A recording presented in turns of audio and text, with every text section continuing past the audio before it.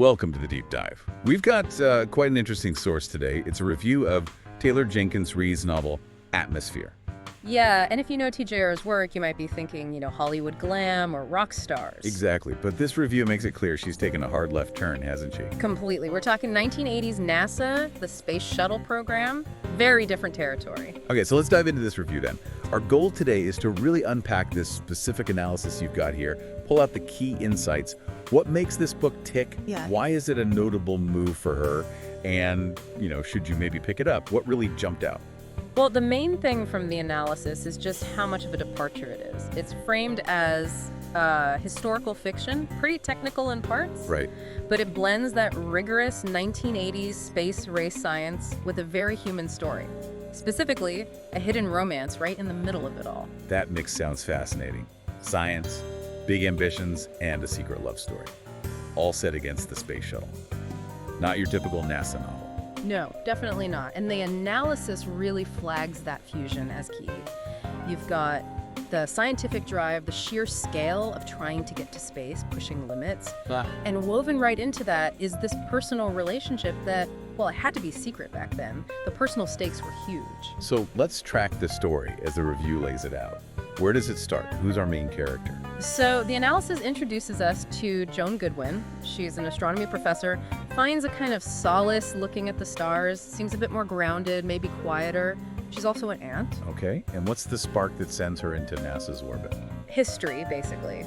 The review points to 1980, that pivotal moment when NASA first opened the door wide for women scientists in the astronaut program. A huge deal at the time. Absolutely. And Joan grabs that chance, joins this pioneering first class of female candidates. And in that intense, high-pressure world, she meets someone important. Yes, Vanessa Ford. The review paints Vanessa as this brilliant aeronautical engineer, very confident, technically sharp, sort of a contrast to Joan's maybe more reserved style. Okay, and here's where the analysis says it gets really compelling. This unexpected romance starts between them. This is definitely positioned as the emotional heart of book. The analysis stresses the huge challenge they face. How do you build this deep connection when just finding out could cost you everything? Your career, your spot in the program. Exactly. It's their personal truth rubbing up against the tough realities of their job and just the social climate of the early 80s, a real balancing act. And this all builds towards a specific mission. Yeah, the review highlights the STS-LR9 mission in December 1984 as the climax. That's where everything comes to a head, their choices, duty, courage, maybe even sacrifice. STS, that's the shuttle, right? Space Transportation System. That's the one. So yeah, high stakes all around. Okay, so we have this intense personal story inside a really technical setting. Now, the review apparently talked about TJR's writing style, how she blends those two things. How does it say she pulls that off? That was a major point in the analysis, actually.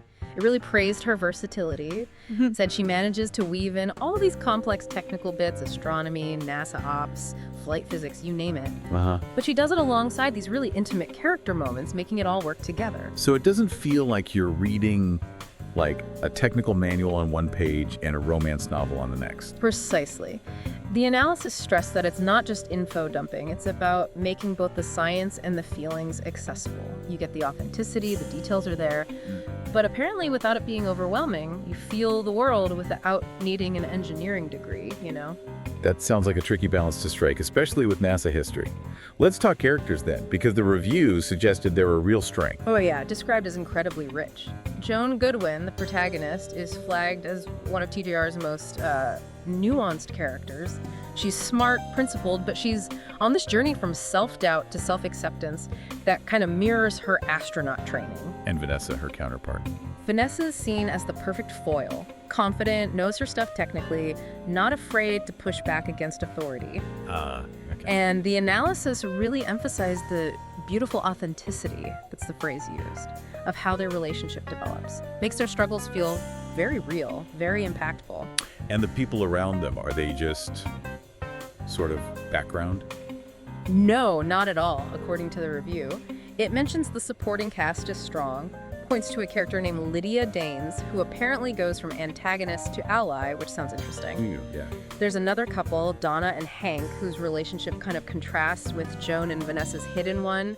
And even Joan's young niece, Frances, is mentioned as being fully fleshed out and adding emotional weight.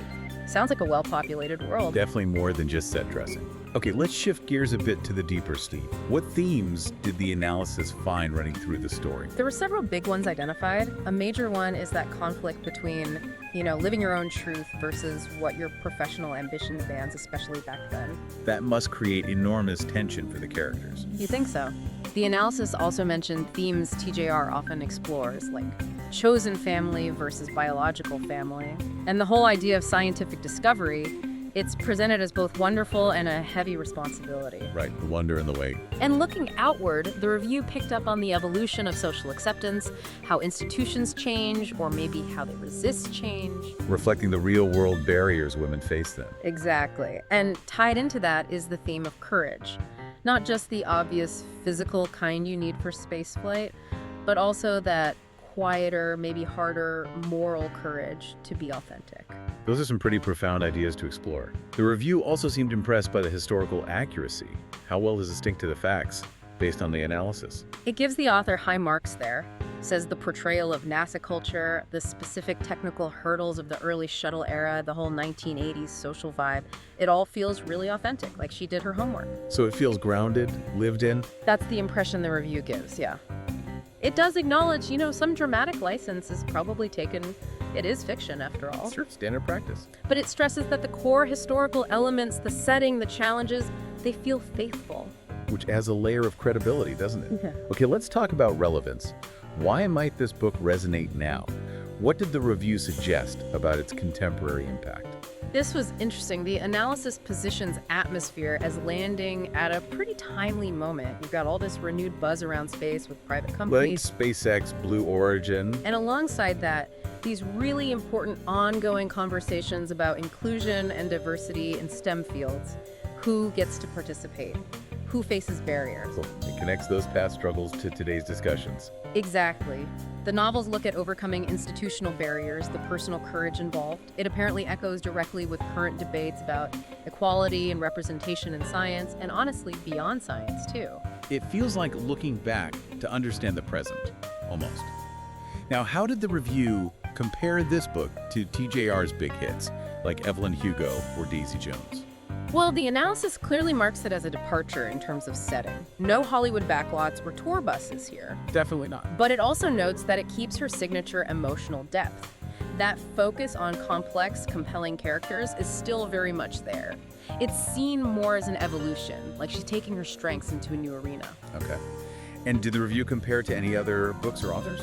It did draw a couple of interesting parallels. It suggested that if you liked the sort of accessible but detailed science in Andy Weir's The Martian, Oh, okay, yeah. you might feel at home with the technical side here. And for the historical hidden romance aspect, it actually brought up Patricia Highsmith's classic, The Price of Salt. Well, that's quite the comparison. The Price of Salt is iconic.